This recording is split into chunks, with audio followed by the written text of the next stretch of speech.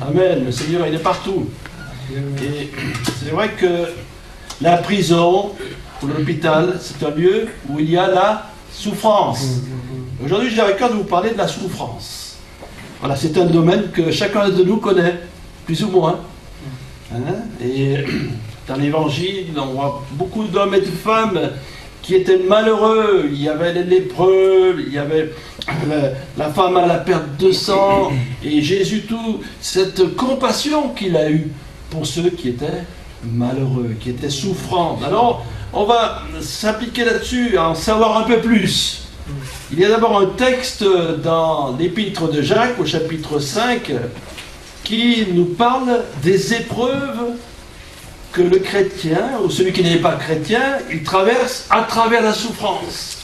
Et comment on peut, du mal, de cette maladie qu'on a, ou de cette épreuve, en tirer du bien. Parce qu'avec Dieu, quelles que soient nos épreuves, nos difficultés, il y a toujours la bénédiction du Seigneur.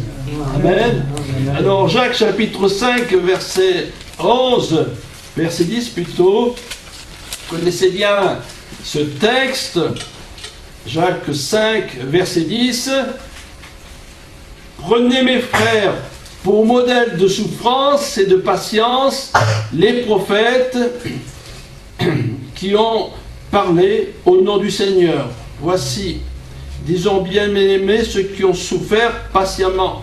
Vous avez entendu parler de la patience de Job et vous avez vu la fin que le Seigneur lui accorda, car le Seigneur est plein de miséricorde et de compassion. On va s'arrêter un peu sur Job. Voilà l'exemple de la souffrance. Un homme intègre, un homme qui est droit, un homme qui avait beaucoup de biens. Il avait 7000 brebis, il avait des chameaux, il avait des serviteurs. Puis c'est un homme qui craignait Dieu. Voilà, quelque chose de formidable. Un homme intègre, un homme qui craignait Dieu, et pourtant, il va connaître de grandes souffrances. Et pourquoi? Eh bien, c'est un mystère. Vous savez, il y a des choses qui sont un peu mystérieuses. On peut se poser les questions, pourquoi la mort? Pourquoi la souffrance? Et on pourrait dire, mais pourquoi Job, qui est un homme intègre et droit, a connu ces choses aussi difficiles? Eh bien, on le sait dans la Bible. On le sait parce que Satan, eh bien, il a parlé à Dieu. Et il lui a dit, tu vois, ton serviteur là, il te sert, mais enlève-lui tout ce qu'il a et il te maudira. Il ne l'a pas fait, je vois. Mais voilà, et cet homme a été éprouvé par Satan lui-même. En une journée, il a perdu tous ses enfants, il a perdu ses serviteurs, il a perdu ses biens, et il n'a pas maudit Dieu. Alléluia. Mais il a dit, l'Éternel a donné, l'Éternel a repris, que le nom de l'Éternel soit béni. Et voilà un homme qui, après, a un ulcère. Il est abandonné de ses amis, il accuse de péché, toutes sortes de choses, et cet homme reste intègre. Gloire à Dieu. Et ainsi, après avoir tout perdu, il reste intègre au Seigneur. Et la fin de l'épreuve, c'est que Dieu va lui redonner tout ce qu'il possédait avant, et même au double. Il a eu 14 000 brebis, et il a eu 7 garçons, 3 filles. Elle a dit que les filles de Job étaient les plus belles. Et en plus, il a vécu 140 ans plus tard. Après toutes ces épreuves, il a vécu 140 ans. Ce qui veut dire que la Bible nous dit que toute chose concourt au bien de ceux qui aiment Dieu, et même à travers la souffrance, l'épreuve, la difficulté, le Seigneur fait une œuvre dans notre vie. Et là, nous allons voir bien sûr que le Seigneur est prêt à agir. Le Seigneur est ému de compassion. Et il guérissait les malades. Nous allons voir tout cela. Mais déjà, première chose importante, dans la souffrance, dans l'épreuve, le Seigneur est là. Et il va permettre peut-être, et c'est arrivé, on entendrait des témoignages, que quelqu'un qui avait une vie normale, mais qui ne connaissait pas Dieu, à travers la maladie, la souffrance, s'est approché de Dieu. Alléluia. Donc il y a, à travers ce mystère de la souffrance, on peut dire des choses positives. Alors, il y a bien sûr d'autres domaines de la souffrance. Le deuil, lorsqu'on passe par le deuil, lorsqu'on a, par exemple, quelqu'un qui est persécuté ou qui est rejeté dans la société, lorsqu'il y a une séparation d'un couple, il y a une souffrance aussi intérieure, une souffrance morale, une souffrance psychologique. Celle-là aussi, elle existe. Et puis, il y en a une autre. C'est la souffrance du péché. Voilà, la souffrance que cause le péché. Ah, le péché, quelque chose qu'on cache dans ce monde, mais qui est une réalité. Et dans le psaume 32, donc on va lire quelques textes, psaume 32, et concernant David. David qui était un homme qui craignait Dieu et qui malheureusement a été pris par le péché, par l'adultère, par des choses terribles on peut dire, n'ayons pas peur du mot, quelque chose de terrible. Et qu'est-ce qu'il va dire David dans le psaume 32 et au verset 3, 4 et 5? Qu'est-ce qu'il a dit?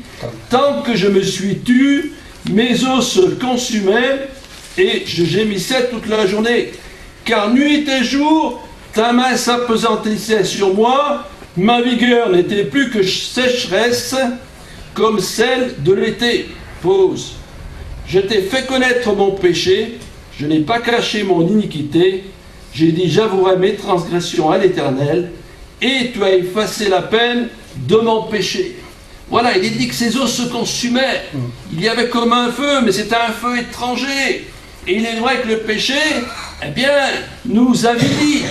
Le péché nous amène dans la tristesse, dans la crainte, dans la peur de la mort.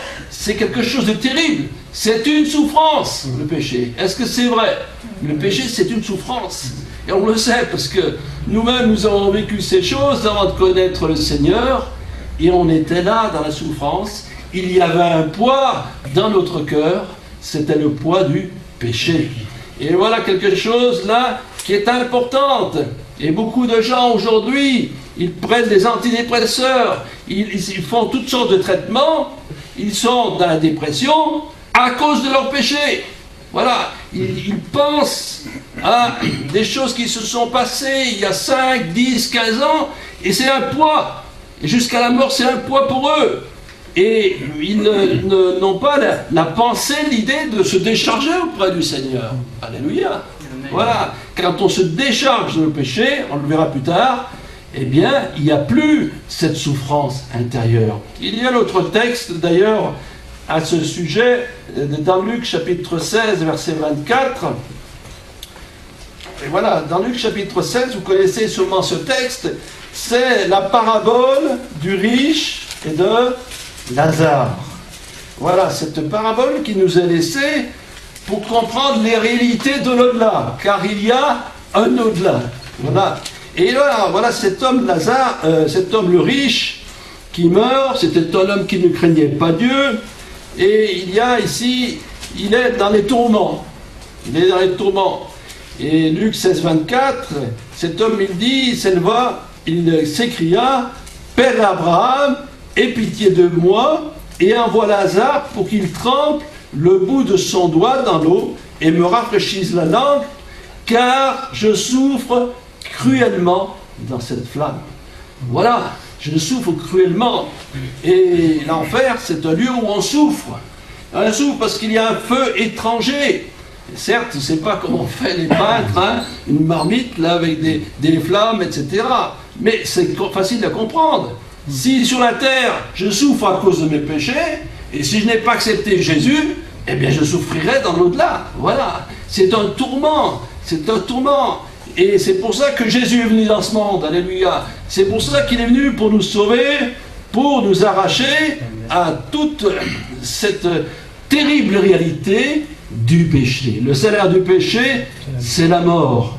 Et Dieu fasse que dans notre pays, autour de nous, dans nos familles, beaucoup réalisent ceci. Qu'en Jésus-Christ, nous avons la victoire. Amen.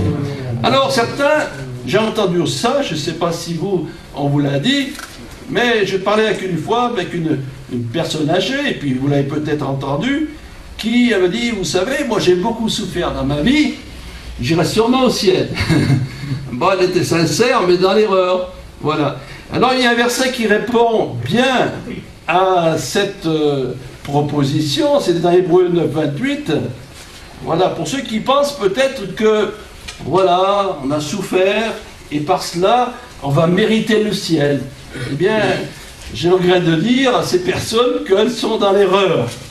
Dans Hébreux chapitre 9, verset 28, voilà ce texte qui va nous éclairer là-dessus. Hébreux 9, 28. De même, Christ, qui s'est offert une seule fois pour porter les péchés de beaucoup d'hommes, apparaîtra sans péché une seconde fois à ceux qui l'attendent pour leur salut.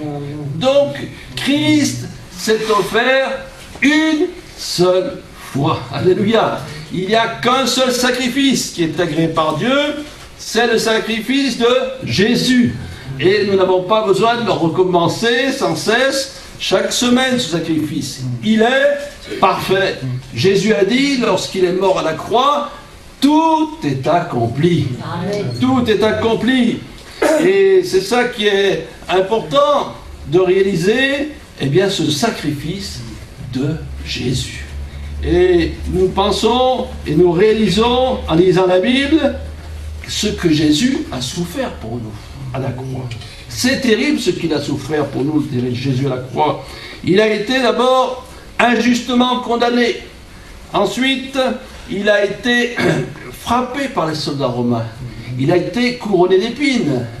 Et puis, on lui a cloué les pieds, les mains. Et auparavant, on avait donné 39 coups de fouet dans le dos. C'est quelque chose d'horrible, des souffrances atroces.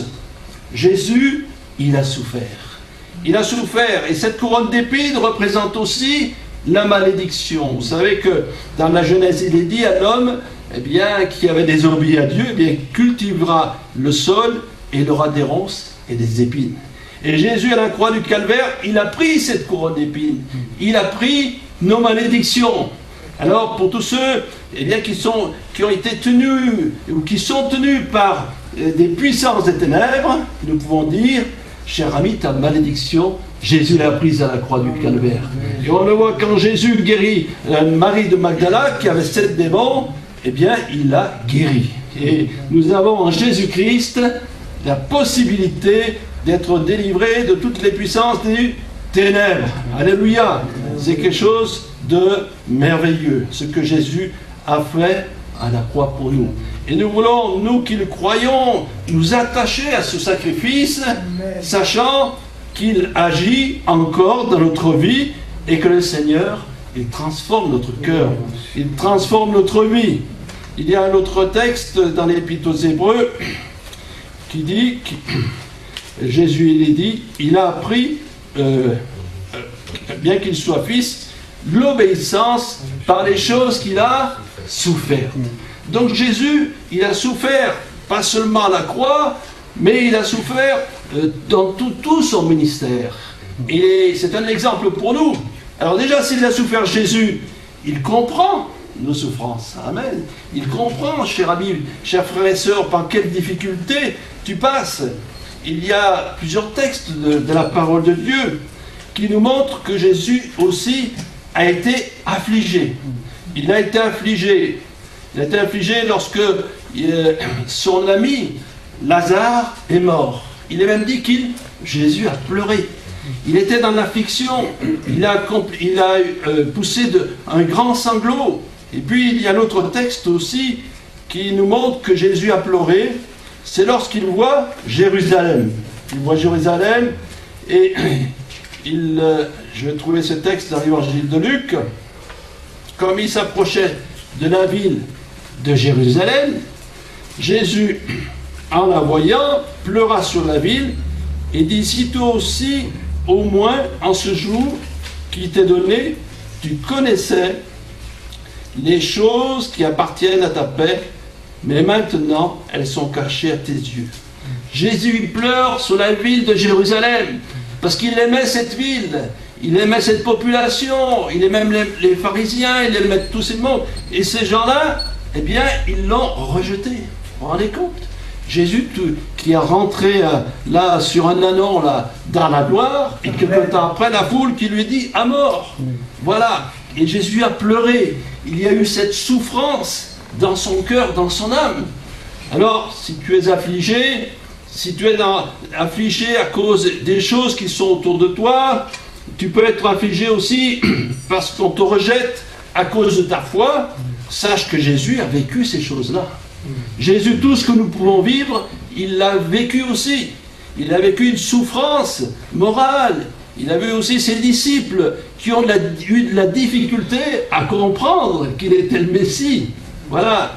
Il a vu aussi Judas qui l'a livré. Voilà. Et Jésus a vécu toujours, il est dit dans la Bible, homme de douleur et habitué à la souffrance.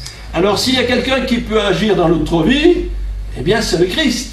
Amen. Et je peux, avec confiance, m'adresser à lui et lui dire, Seigneur, tu vois dans quelle situation je suis, et le Seigneur, il agira.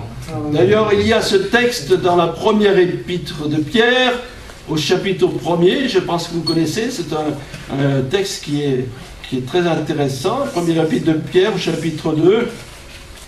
Et voilà ce que Pierre il nous dit, au verset 24, en parlant de Jésus, première épître de Pierre, chapitre 2, verset 24. Lui qui a porté lui-même nos péchés en son corps sur le bois, afin que, morts au péché, nous vivions pour la justice. Lui, par les meurtrissures desquelles vous avez été guéris. Car vous étiez comme des brebis errantes, mais maintenant, vous êtes retournés vers le berger et le gardien de vos âmes. Vous avez été guéris. Voilà, cela ça a déjà été accompli. Jésus, à la croix du Calvaire, il a pris nos péchés. Mais aussi, il a pris nos maladies. Il a pris nos tristesses. Il a pris nos langueurs. Il a pris nos deuils. Il nous a consolés dans le deuil. Dans tous ces moments de souffrance, Jésus était là. Alléluia. Et ainsi, nous avons en Jésus-Christ un plein salut. Jésus est mort à la croix pour nos péchés, pour nos maladies et pour nos souffrances. Alléluia, il faut le croire. Jésus a vaincu l'œuvre du mal. La maladie, c'est pas Dieu qui la donne, c'est le diable, c'est la maladie. Le péché, c'est Satan qui nous pousse à pécher. Eh bien, toutes ces œuvres du mal, Jésus les a vaincues à la croix. Et il nous faut être forts dans la foi pour croire ces choses. Et pourquoi? Ben simplement parce que nous ne sommes pas encore à la perfection, ce sera dans le ciel, mais nous avons encore des choses dans notre vie. Nous avons des pressions, des tentations, des séductions. Eh bien, au nom de Jésus qui est mort à la croix, je les chasse. Amen. Il faut prendre la victoire, sachant que, comme on l'a lu ici, il y a nos péchés, nos maladies, tout ce qui nous a servi, eh bien, nous avons la possibilité d'être libres. Celui que Jésus a franchi est réellement libre. Gloire à Dieu. Tout cela, ce sont des bonnes choses.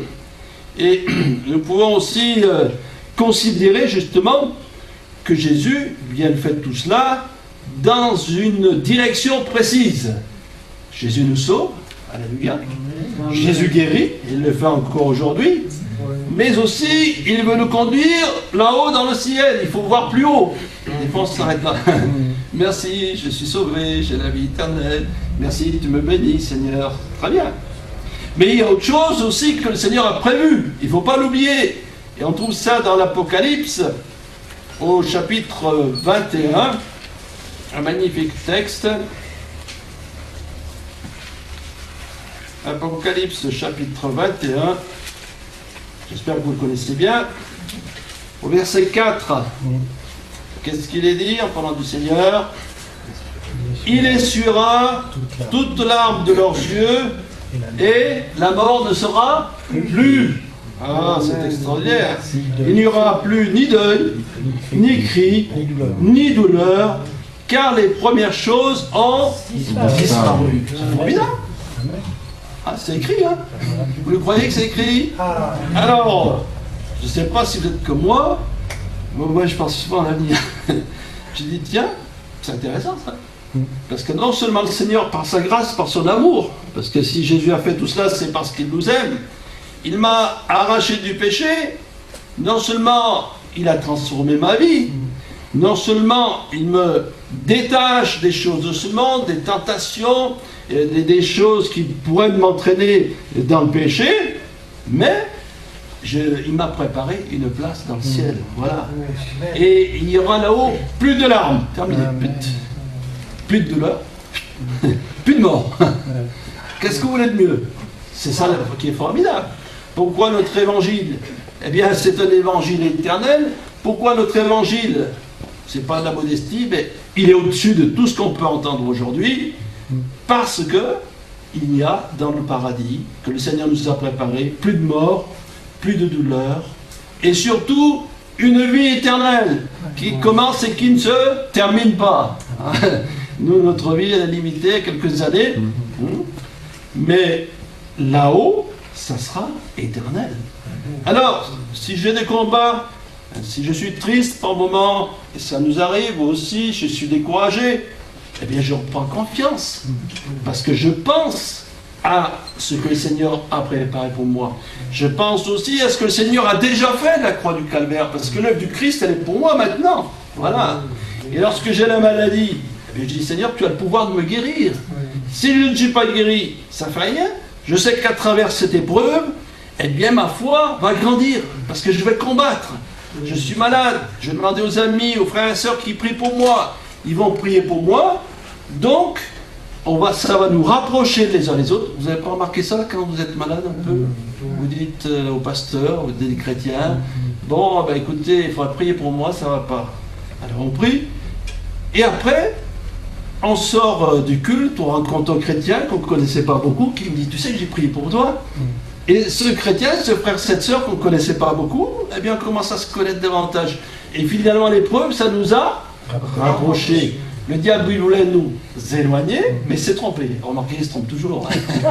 Bon, et bien voilà la victoire que Dieu nous donne. Alors qu'en toute chose, eh bien dans la souffrance, eh bien nous puissions regarder au Seigneur, sachant que lui aussi a passé par les mêmes souffrances, même plus grandes encore que nous, hein, et il a pris aussi nos péchés. C'est une souffrance sur la croix de prendre, lui qui est sans péché, nos souffrances.